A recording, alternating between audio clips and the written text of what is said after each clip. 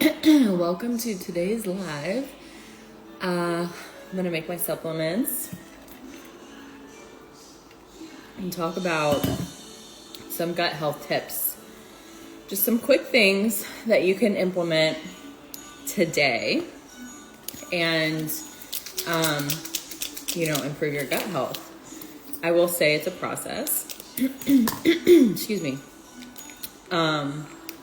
Let me give you a little rundown of my supplements. I'm having the Armra Colostrum, which does help with gut health, actually. But I will say that supplementation is secondary. First things first is going to be your nutrition, your lifestyle. I have collagen here. I'm going to burn this really quick so it doesn't get coagulated. It probably still will. Oh well. And hello, welcome everybody. If you have any questions, if you're on live, feel free to drop them below and I'll answer. I'm doing my TrimFit, the Purple Perk. It says it's a berry flavor, but it's definitely like a grape. So good. It tastes like a slushy, like a melted purple popsicle. So good. But it has purple tea in it. What is the other thing called? Never mind. What is it called? Oh, I can't pronounce it. But it's like a plant that helps with energy, that kind of stuff. So this is, when did I add this in? I guess it's been like a little over a month. It's been, what day is it? It's probably been about a month since I added the purple tea in. And I love it for like mood boost. It like gives you a nice little like feel good vibe. And, hey baby, let me open this. And a good like mood boost, good energy, lasting energy. What I was finding before, I was drinking Energized from Body like 3 times a day because I needed a caffeine boost. And I'm finding with this, I'm not reaching for caffeine as often, which is great. Even for gut health. So let's talk about it. So the first things, like I was saying, is supplementation can help, of course, and then it depends on how serious is your gut dysbiosis, I guess, and what problems are you having? Like, are you having leaky gut? Are you having like severe problems? Obviously, I would recommend like seeing a practitioner. Somebody who specializes in gut health and healing the gut, because you may need some more like deeper interventions and support to heal that. And that does come through like supplementation and stuff. But at the very minimal, you should start with your nutrition, because that's where that's the root of everything with our ailments, is what we're eating. That's what our cells are made of. That's what our energy is made of. That is everything, okay? So, first you want to look at some things that could be causing inflammation, that can be causing all these gut issues. So, some of the gut problems you could be having, like, sorry, I'm having mom brain. This is my first step of cooking. Symptoms of like gut problems is like breakouts, skin issues, eczema, psoriasis, hair problems, weight loss, weight gain, inflammation, joint pain, insane cravings, bad sleep. I mean, so many things can be a result of gut problems. And so the first place you want to look is your nutrition. So you want to look at things that could be causing inflammation, because that is the root of the issue. Is inflammation in your body turns into disease. It turns into other issues. So first you want to start gaining awareness around your food and start listening to your body and how you feel after you eat certain things. Just start having that awareness. That's the first step. But I'll tell you some of the most common things that cause inflammation for people in America. And I say in America because our food system and how we're treating and processing our food is different than in other countries. So if you are having gut issues in other countries, then the approach might be different. So things like dairy, because our dairy is full of hormones, et cetera, et cetera. Gluten, because and here's the thing, it's not all dairy, it's not all gluten, you know? But if you're in a place of being inflamed, it all will cause issues, okay? Like, you have to completely eliminate it. So gluten, because like wheat and stuff is just sprayed with glyphosate, chemicals, pesticides, corn, soy, am I missing something? So gluten, corn, and soy, those are all things that are heavily sprayed with chemicals, okay? And so that is going to be the root of the issue, is food that is essentially poisoned. And it's in everything. Corn, soy, gluten is in so many things. And of course, dairy too. And so you really want to eliminate all of that. Just completely eliminate it. And then if you choose to reintroduce it, you want to be extremely mindful of where it's coming from. If it's organic, it's not sprayed with glyphosate, which is Roundup. But I mean, I would still be mindful of where it's coming from and have it be like an occasional thing and not, an everyday use. So my recommendation for at least 4 weeks would be to eliminate corn, soy, dairy, gluten, in addition to alcohol, because that's another, in case you don't know, alcohol is a carcinogen. Is not good for you. And they say a glass of wine a day is great. No, it's not. That's actually not true. So I would eliminate those things in its entirety for at least 4 weeks. And then start to slowly reintroduce things, see what you actually have any allergies to. If you're still having issues with gut problems and it's like a severe issue, I would go see a specialist. But this is just something you can do on your own, starting with your food. I want you to be empowered to know that, because I feel like our society leans so much on doctors.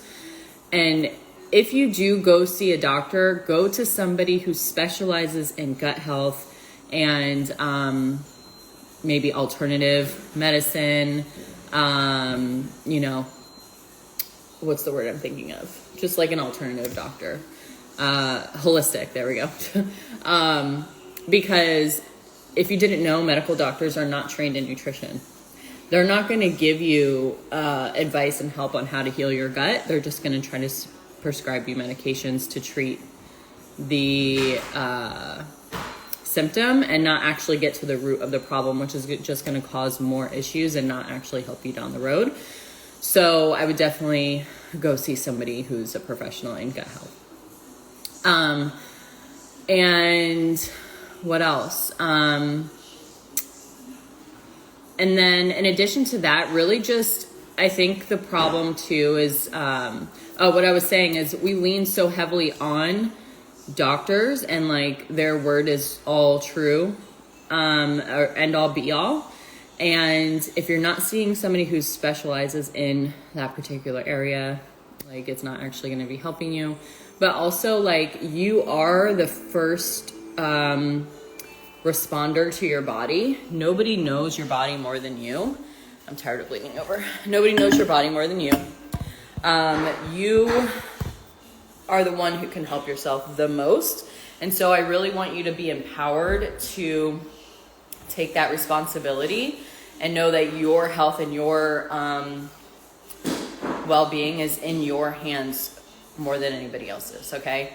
So that's why I want you to, you know, pay attention to your nutrition and have that be your first line of defense. And then what else? Make sure you're drinking water, clean water, at least half your body weight in ounces a day. You want to reduce your sugar intake, like added sugars.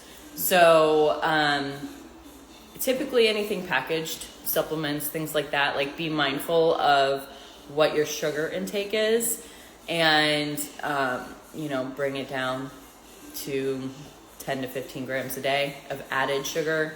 You don't have to count sugars and fruits and things like that. Or if it's just like a fruit package or something that's just fruit and it shows like the amount of sugars in it, but it's not added sugar. You know what I mean? It's just natural sugar occurring from the fruit.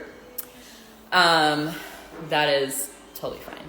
Although I would recommend still just eating the whole fruit instead of like a fruit bar because it's processed and breaks down the fiber, which gives you sugar spikes. So, yeah, so that's just some quick tips I got for you.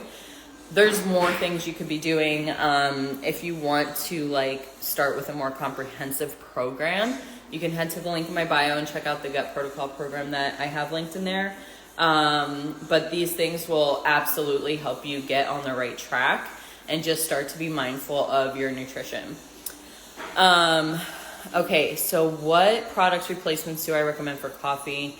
Oat milk. Yeah, oat milk is really bad because 99% of it is full of seed oils. That's another thing, sorry. Seed oils you want to remove from your diet as well. So if you are just eating whole food, my recommendation is to eat food that's been around since 100 years ago, okay? If you're just eating whole food, you likely will not have problems with any dairy, gluten, soy, corn, any of these added things, added sugars. You don't have to worry about that because you're literally just eating real food. So if you just eat real food, you're gonna be great.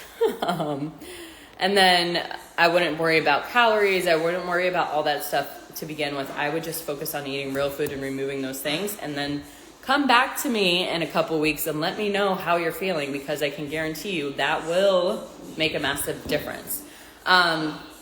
So in terms of like alternative milks, I'm at this point now where I'm back to dairy with my milk in moderation.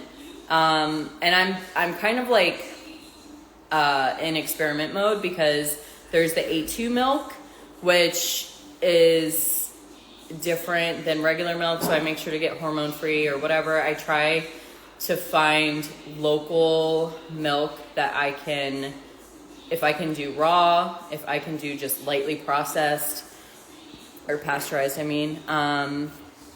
going to do that, and I just do it in very moderation. I don't drink coffee every day.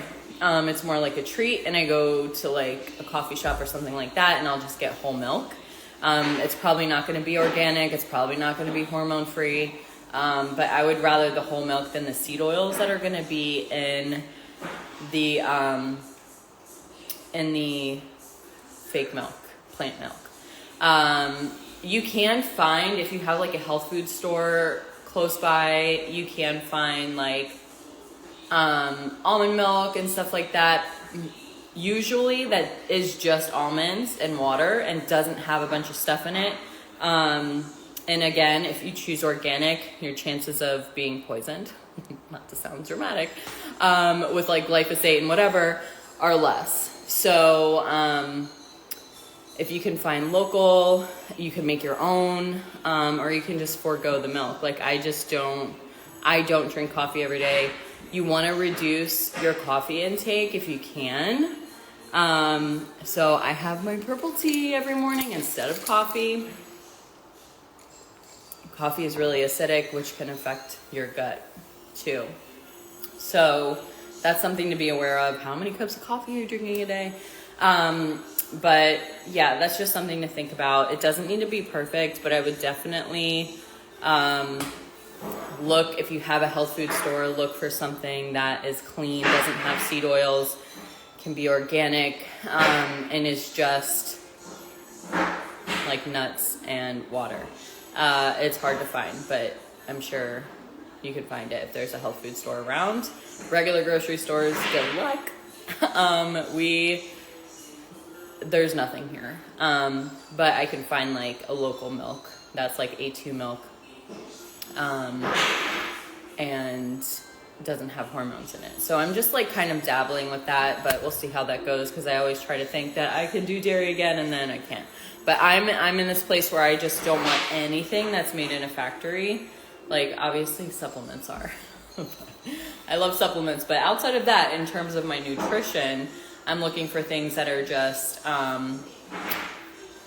real food, real things from real plants and animals. And yeah, I hear the almond cow is great. So yeah, that would be great because you can make any milk with that. Oats, so you can find glyphosate-free oats if you wanted to make oat milk in that almond cow. So that's an option. Cashew milk is really good. It's like more creamy. So that might be an option. I hear if you just add like water, vanilla, some dates, that it tastes really good like that. But yeah, that's it. That's my tips for you. If you have any other questions or want to talk more about gut health, feel free to shoot me a message. And thank you so much for hanging out with me today. I hope this was helpful. Okay, bye.